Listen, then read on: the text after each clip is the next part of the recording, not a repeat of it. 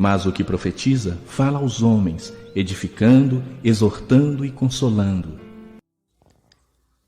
Graças a Deus, em 1 Coríntios, capítulo 4, versículo 6, o apóstolo São Paulo, ele escreve o seguinte: E eu, irmãos, apliquei estas coisas por semelhança a mim e a Apolo, por amor de vós, para que em nós aprendais a não ir além do que está escrito, não vos ensoberbecendo a favor de um contra o outro. Queria chamar a sua atenção para essa expressão do apóstolo Paulo, que em nós aprendais a não ir além do que está escrito. Nós acreditamos que a Bíblia é a palavra de Deus. Ela não só contém, ela é a palavra de Deus. Deus deu a sua palavra, fez com que a sua palavra chegasse até nós de forma escrita. Nós temos toda a palavra de Deus documentada através das Sagradas Escrituras. E nós sabemos que existem vários tipos de atitudes das pessoas com relação às Escrituras. Por exemplo, tem pessoas, de repente você conhece pessoas assim, pessoa que nega toda possibilidade da Bíblia ser uma revelação sobrenatural. Você já viu pessoas dizendo que papel aceita tudo, que a Bíblia foi homem que escreveu? Pois é, estas pessoas, elas são movidas pelo pensamento racionalista. Eles são racionalistas. São movidos pelo racionalismo. Então eles não acreditam na palavra de Deus. Os racionalistas, eles negam que Deus tenha revelado a sua palavra. Eles acreditam que a Bíblia é obra de homem, simplesmente isso. Nós temos também a pessoa que tem uma atitude às Escrituras, uma atitude romanista. Ela é uma romanista em relação à Bíblia. O que é a pessoa ser uma romanista? Ela crê que a Bíblia é um produto da igreja, que foi a igreja que escreveu a Bíblia.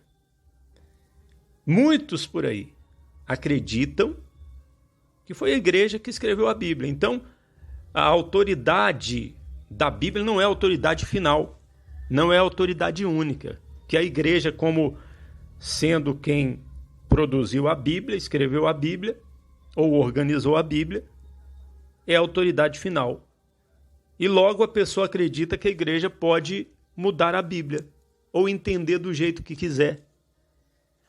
Então, esta pessoa, ela é uma romanista. Ela pensa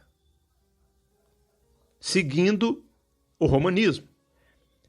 Nós temos também outras pessoas que colocam uma experiência pessoal com a mesma autoridade da Bíblia, ou até acima da Bíblia. Elas não seguem a Bíblia, elas seguem a experiência, o que elas sentem, as experiências que elas têm. Se ela tem um sonho ou uma visão, alguma experiência sobrenatural, então ela coloca essa experiência como autoridade suprema na sua vida. Então, é uma pessoa mística. Ela segue o misticismo. Essa pessoa também, ela rejeita a autoridade da Bíblia. E temos também uma atitude mais presentes naquelas pessoas mais intelectuais, aquelas pessoas mais estudadas, que elas são neo-ortodoxas com relação à Bíblia. Elas acreditam que a Bíblia é uma testemunha da revelação de Deus, mas, porém, uma testemunha falível. Elas acreditam que há erros na Bíblia, há falhas na Bíblia. São críticos da Bíblia. Conhecem a Bíblia, usam a Bíblia para criticá-la, para criticá-la. Então, essas pessoas têm uma atitude da neo-ortodoxia. Agora, existe também aquelas pessoas que seguem as heresias.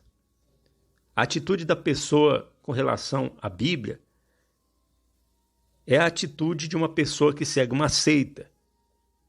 O que é uma seita? Uma seita é quando os escritos ou a palavra do líder, do fundador da seita, tem a mesma autoridade que a Bíblia ou maior. Existem até igrejas por aí que eles não têm só a Bíblia, eles têm outros livros que eles consideram como autoridade sobre a igreja, sobre a religião. Então, são seitas. E muitos pensam dessa forma. Olha, a Bíblia é uma autoridade, mas o escrito do meu líder, do líder da minha seita, também é autoridade. E temos também, meu amigo, minha amiga, o modo ortodoxo de tratar as escrituras, de pensar. O que é o modo ortodoxo? É o seguinte, a Bíblia é o nosso único fundamento investido de autoridade. Nós somos ortodoxos. Eu sou ortodoxo na minha atitude com relação à Bíblia. E você? E você que está me ouvindo? Você é um romanista? É um racionalista? É um místico? É um neo-ortodoxo?